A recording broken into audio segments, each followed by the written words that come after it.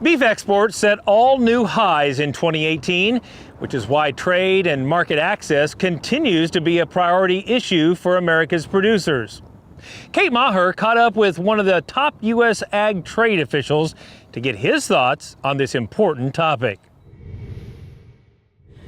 We have the honor today to talk to Gregg Doud, who is the Chief Agricultural Negotiator in the Office of the U.S. Trade Representatives. Thank you so much for your time. Thanks for having me. Good to see you.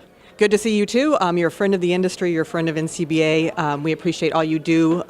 Let's talk about what you're working on. Let's talk USMCA and the importance to beef producers.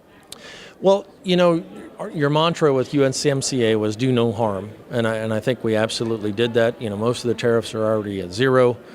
Canada and Mexico are huge markets for you, and all of us on beef, and for all of agriculture for that matter.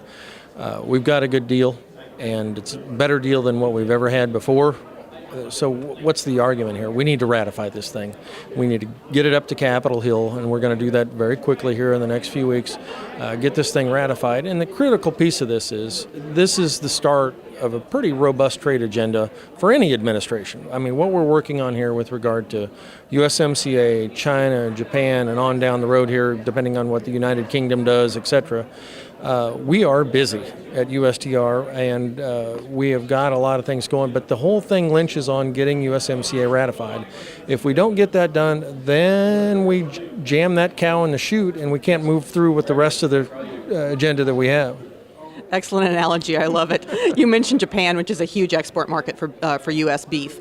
Where do we stand? Well, right now, we're the all-China channel all the time. We have spent an unbelievable amount of time working on China, and rightfully so. To give you some perspective on that, and I think this is really even remarkable for me, China last year imported $124 billion in just agricultural products alone. That compares to total U.S. ag exports of 145 billion. So on a good year, we've sent China $20 billion.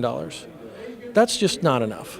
We ought to be able to double that when if we can get access for our beef, for our poultry, for our wheat, for our corn, for our distillers grains, for our ethanol.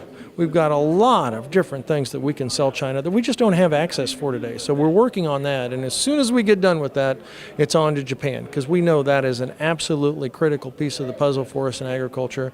And I will tell you, I'm really anxious. We've got to get to Japan as quickly as we can. Yeah, a lot of lost opportunity there. What can beef producers do to help support your efforts? Well, I think the biggest thing right now is, in the classic cattleman fashion, and for that matter all of agriculture, is shoe leather up on Capitol Hill. You know, I think we looked at it the other day. In the last 7 years now, we have 248 new members of the House of Representatives. We've got a lot of people we have to educate on the importance of trade in general, and of course the importance of trade in agriculture. And that's a really important issue to drive home here, is that thousands and thousands of jobs, the critical pieces of this for every rural community, and for that matter every community in America. We've got to get this deal ratified. We appreciate all your help, all your support. We really appreciate your time today, because I know you have some very important meetings to get back to. Yes, I do. Thank you very much. Take care. Thank you.